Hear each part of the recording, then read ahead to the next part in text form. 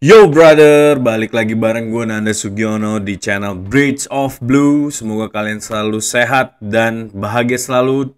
Balik lagi menjadi minggu yang menyenangkan buat kita. 1-0 menang di Stamford Bridge melawan Everton. Permainannya solid banget, sangat agresif, sangat lepas. Gue gak tahu apakah karena faktor tidak adanya Maresca di sideline. Kalau memang iya, mungkin di sisa pertandingan berikutnya Maresca nonton dari rumah aja. Di segmen kali ini gue akan merating para pemain di pertandingan matchday 34 dan kelihatannya nilainya bakal bagus-bagus ya. Jadi siapa aja yang akan masuk di box hijau di minggu kali ini, jangan kemana-mana, simak terus videonya. Buat kalian yang baru join, jangan lupa buat subscribe, likes, dan share video ini biar gue makin semangat buat bikin konten kayak gini. Kita mulai aja, come on Blues!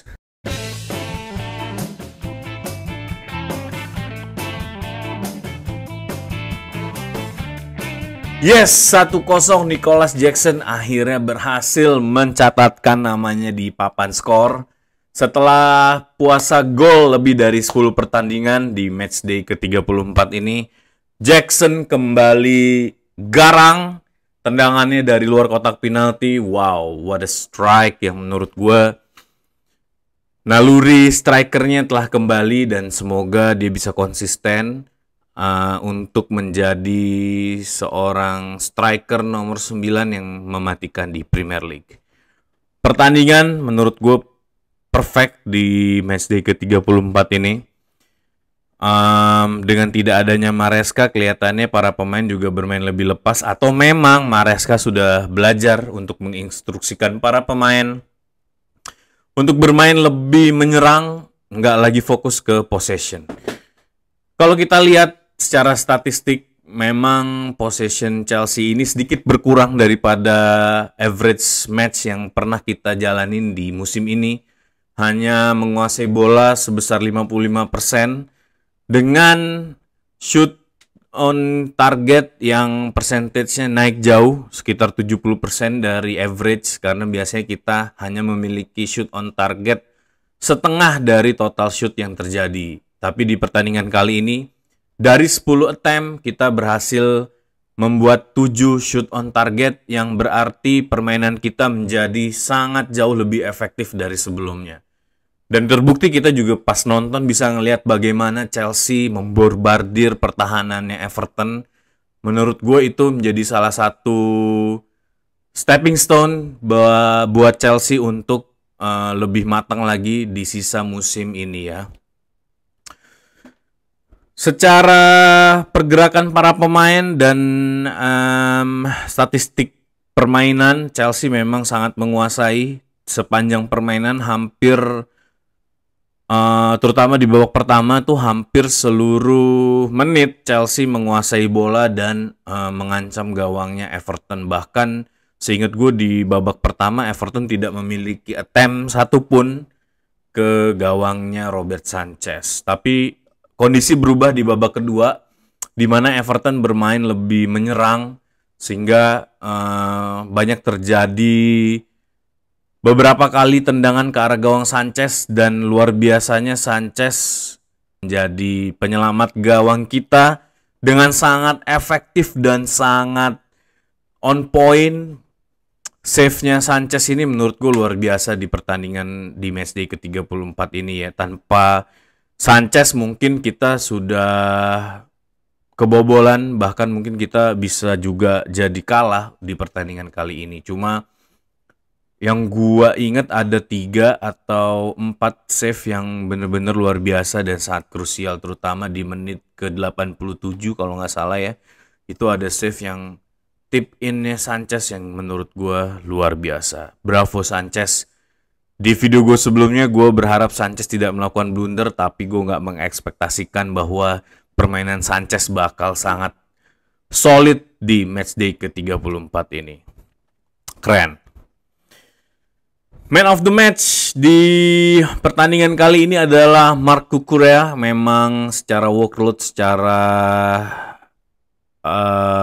touch dan impact luar biasa ya Cucurella ini di pertandingan ini. Wajar aja kalau dia menjadi player of the match, tapi buat gua player of the match-nya di matchday kali ini adalah Robert Sanchez. Kita kasih apresiasi setinggi-tingginya buat Robert Sanchez ya. Babak kedua ada sedikit perombakan dalam sistem permainannya Chelsea, di mana Romeo Lavia ditarik keluar dan Reece James dimasukkan. Nah, ini menjadi salah satu taktikal yang memang sering dilakukan oleh Maresca, terutama di belakangan ini, memasukkan pemain dan mengganti pemain di menit-menit awal babak kedua. Tapi pergantian ini menurut gue jadi pergantian yang efektif ya, sehingga pertahanan Chelsea menjadi lebih solid lagi, karena memang gempuran para pemain Everton di babak kedua ini juga cukup masif. Jadi memang kelihatannya Chelsea membutuhkan seorang defender yang bisa multitasking seperti Reece James, yang bisa menyeimbangkan lini pertahanan Chelsea. Dan terbukti dengan adanya Reece James, permainan Everton bisa kita redam. Sebelum permainannya kembali berkembang, Reece James itu bisa menjadi salah satu tambahan tenaga untuk mengamankan gawang Chelsea di pertandingan kali ini. Jadon Sancho juga masuk menggantikan Noni Madueke. Permainan Noni Madueke ini bukannya jelek, tapi memang kelihatannya ini lebih ke taktikal ya, dan menjaga kebugaran para pemain supaya bisa bermain di semifinal di Conference League nanti. Masuknya Sancho lumayan membuat gebrakan, cuma memang impactnya nggak terlalu kelihatan ya, karena di menit-menit terakhir kelihatannya Chelsea sudah lebih fokus untuk bertahan dan menghalau serangan dari Everton. Karena memang di menit-menit akhir, kalau kalian lihat di grafik ini, permainan Everton itu cukup meningkat, terutama di pertengahan babak kedua dan akhir babak kedua. Jadi kelihatannya memang fokus Chelsea di akhir pertandingan ini adalah mengamankan kemenangan 1-0 yang sudah kita raih. Gue bakal ngebahas lebih banyak lagi soal starting line up kita dan bagaimana Enzo Maresca melakukan setup play yang menurut gue cukup riskan ya, cukup riskan karena ada posisi yang menurut gue bisa dimainkan lebih efektif lagi, tapi ternyata di lapangan hal itu bertolak belakang dengan apa yang kita pikirkan. Jadi kita masih kasih kesempatan Enzo Maresca, dan kita percaya bahwa apa yang dipilih Enzo Maresca ini mungkin memang yang terbaik. Oke, formasi seperti biasa. Robert Sanchez di posisi goalkeeper, Marc Cucurella di defense sebelah kiri, Liva Colwill di center back, Trev Chalobah di center back mendampingi Liva Colwill.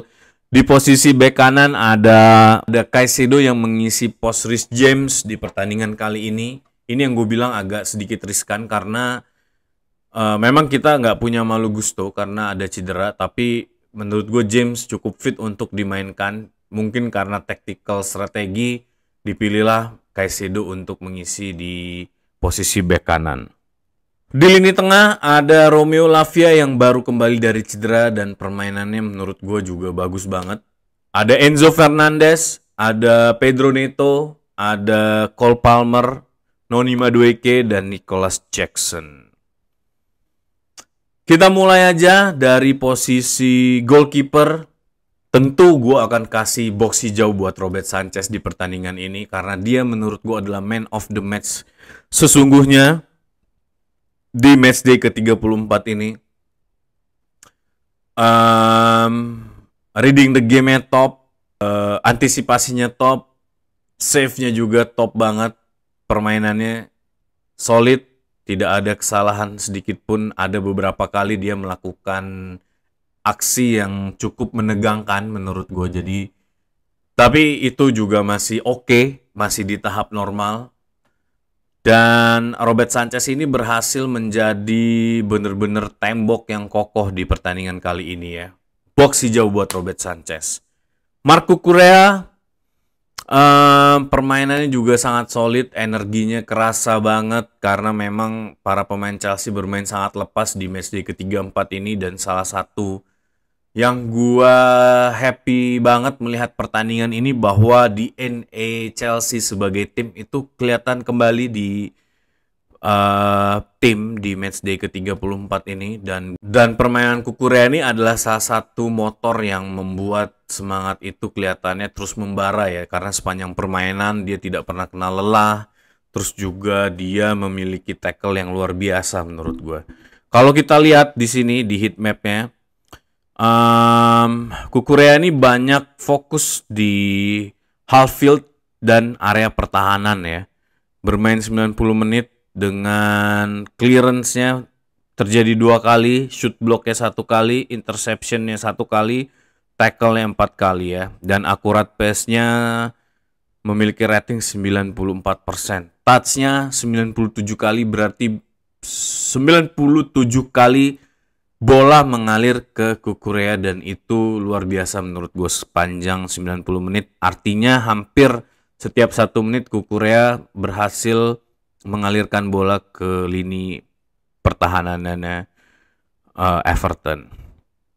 Dan ini yang lebih luar biasa, ground duels-nya dari 6 duel itu Cucurella berhasil memenangkan 5 duel, dan berarti memang sangat impactful, sangat efektif permainan Cucurella ini ya di pertandingan di matchday ke-34 ini. Dan Cucurella ini menjadi salah satu contoh pemain yang berkembang dengan baik di Chelsea dengan iklim Premier League ini, dan gue berharap Cucurella bisa menjadi contoh untuk para pemain yang sudah ada ataupun pemain pinjaman yang akan kembali ke Chelsea, bagaimana seorang pemain, seorang foreigner itu beradaptasi dengan iklim Premier League. Marc Cucurella akan gue kasih box hijau di pertandingan kali ini dengan permainan solidnya, dan gue berharap Cucurella bisa kembali memainkan permainan seperti ini di matchday berikutnya. Bravo Cucurella. Oke, kita ke duo center back, ada Livakovic dan Trev Chalobah. Permainannya juga di pertandingan kali ini menurut gue duo center back ini sangat solid ya. Chemistry-nya bener-bener dapat. Livakovic, Trev Chalobah ini sangat tenang, sangat baik mengalirkan bola, bahkan Trev Chalobah bisa membantu serangan, apalagi di golnya Nicholas Jackson. Tanpa adanya pressure yang agresif dari Chalobah, nggak mungkin bola itu bisa sampai ke kaki Enzo Fernandez dan memberikan assist ke Nicholas Jackson. Jadi di pertandingan kali ini dua center back ini akan gue kasih box hijau karena sangat solid, sangat agresif, dan penuh dengan tekanan, dan ini adalah center back yang kita harapkan selalu perform di Chelsea untuk pertandingan-pertandingan berikutnya. Tipikal center back seperti ini yang memang kita butuhkan. Dan buat gue di pertandingan kali ini, Livakovic dan Trev Chalobah membuktikan bahwa sebenarnya bukan masalah skill yang terjadi di Chelsea ini. Kenapa kita kerap kali terjadi gol ke gawang Chelsea karena adanya miskomunikasi mungkin ya. Dan gue rasa ada ketidaknyamanan di diri para pemain dengan formasi formalnya Maresca. Balik lagi, gue selalu percaya bahwa seorang pemain itu akan mengeluarkan kemampuan terbaiknya kalau mereka merasa nyaman dalam satu formasi dan sistem permainan seorang pelatih. Dan menurut gue di pertandingan 3-4 ini, semoga Maresca sudah mengubah filosofinya ya, jadi lebih agile lagi, nggak terlalu rigid, dan para pemain juga merasakan nyaman dan berani untuk melakukan keputusan-keputusan yang ada di luar role-nya, dan itu bisa mengembangkan banget kepercayaan diri pemain di setiap pertandingan. Caicedo di matchday ini gue agak pesimis awalnya kenapa dia ditaruh di right back, walaupun memang beberapa pertandingan di musim ini Caicedo sempat menjadi right back dan memang kinerjanya juga cukup baik ya. Di pertandingan kali ini menurut gue Caicedo bermain luar biasa. Kalau kita lihat di heat map-nya, justru Caicedo ini banyak merangsek ke tengah ya, invert menjadi seorang midfield. Beberapa kali memang duel terjadi di sisi kanan, tapi menurut gue Caicedo ini sangat berperan besar dengan pergerakan bola di daerah midfield ya. Luar biasa, tidak kenal lelah, permainannya juga solid banget. Intercept yang dia lakukan, winning ground, dan recovery ball-nya tuh luar biasa menurut gue. Caicedo ini juga menjadi satu-satunya pemain dengan rate tackle tertinggi ya di Premier League sejauh ini. Yes, Caicedo sendiri menjadi salah satu midfield dengan pencapaian yang luar biasa di musim ini. Most possession won-nya ada 197 sepanjang musim ini.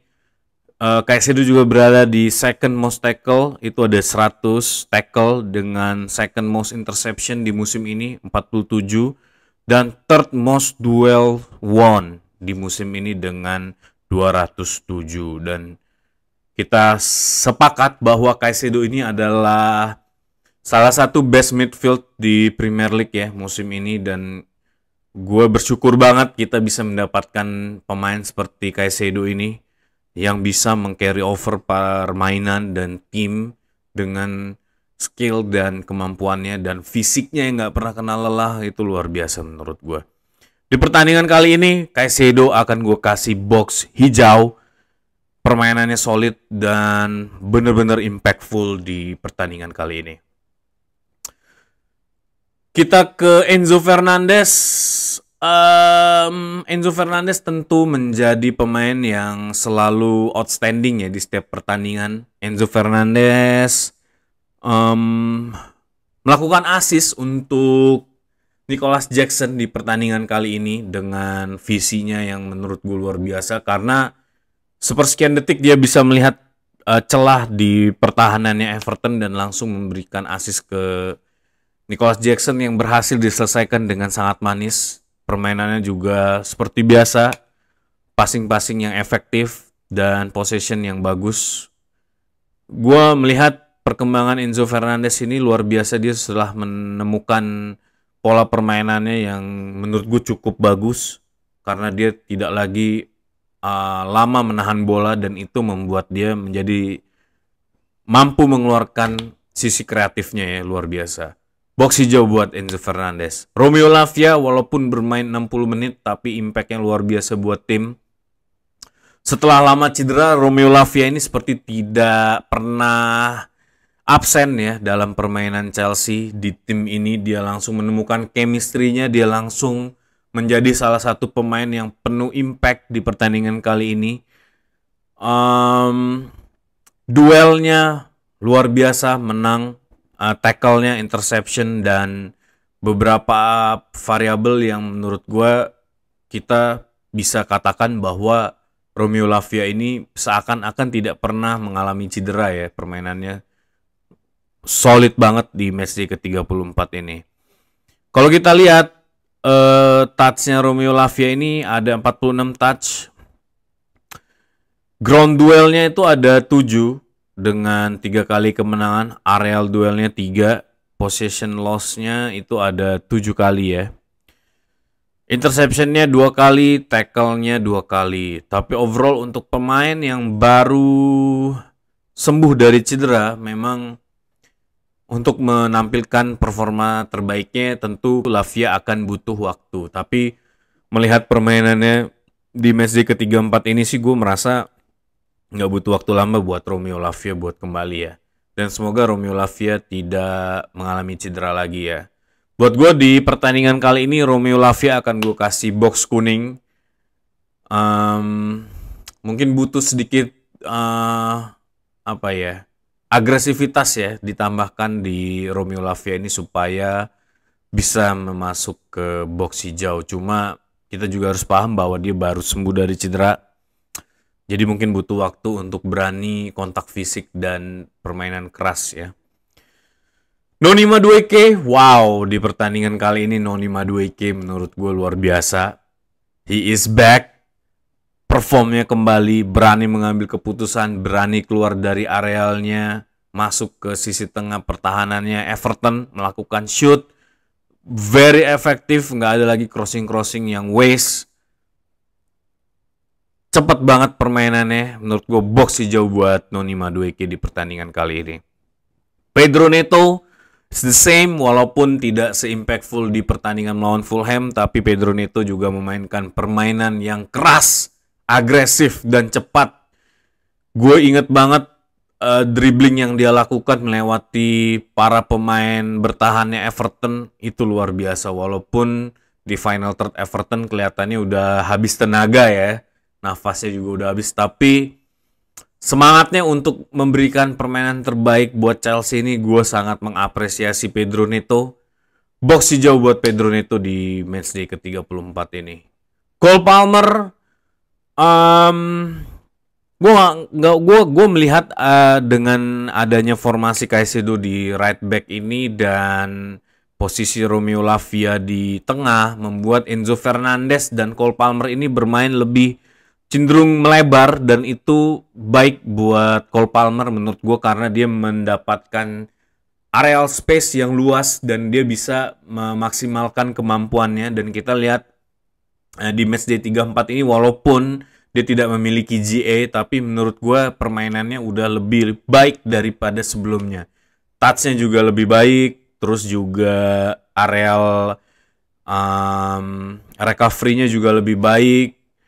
Kalau kita lihat dari heat map-nya, Cole Palmer ini banyak beroperasi di sisi kanan seperti yang gue bilang, karena adanya Caicedo dan Lavia ini membuat midfield lainnya ini bisa bermain melebar ya untuk membantu serangan. Jadi winger-winger juga bisa bermain sebagai inside forward untuk membantu meng-create GA.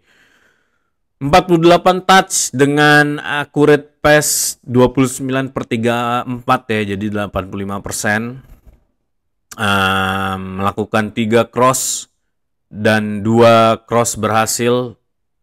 Sayangnya Cole Palmer tidak ada shoot on target ataupun shoot off target di pertandingan kali ini, karena memang dia masih gue lihat sih masih banyak berfungsi di luar kotak penalti ya sebagai penyambung serangan.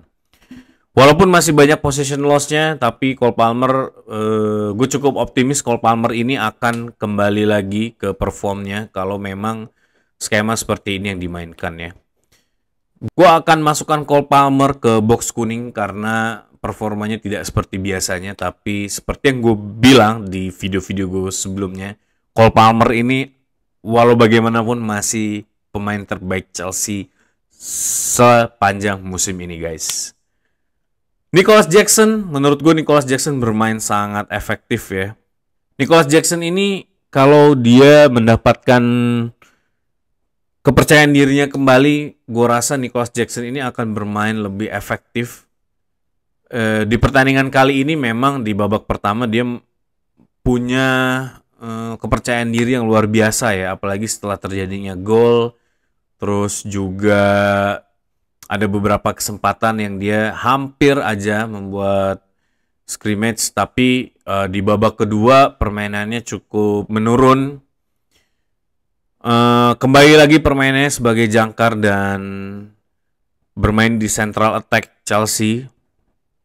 Menurut gue pertandingannya kali ini di luar golnya, Nicholas Jackson ini masih butuh agak lebih banyak improvement ya dibandingkan para pemain winger kita. Tapi kalau kita lihat Nicholas Jackson ini memang tipikal pemain yang berani untuk beradu, punya agresivitas, dan itu menjadi modal penting untuk membangun serangannya kita.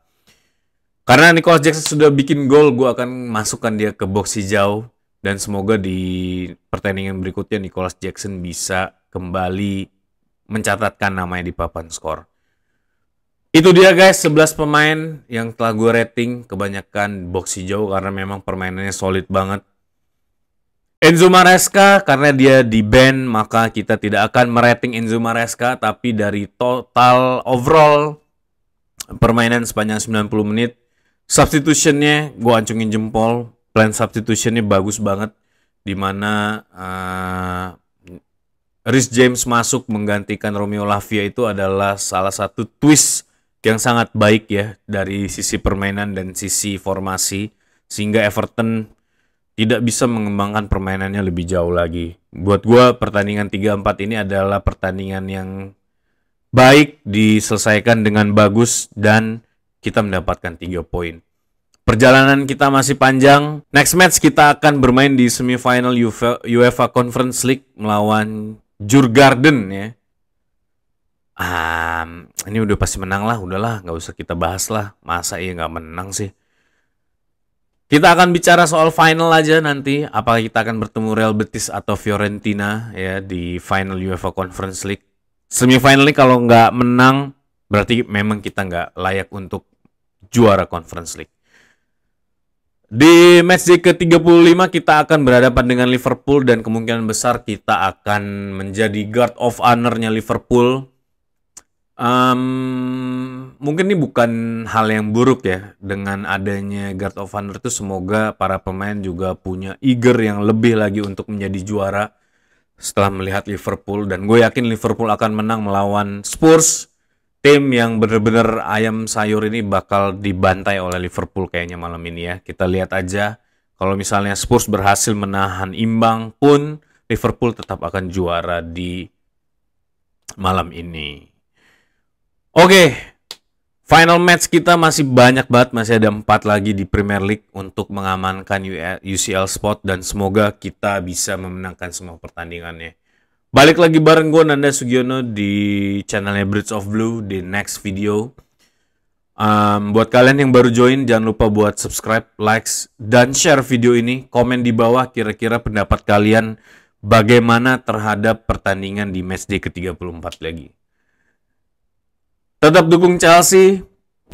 Once blue, always be blue. Up to Chelsea.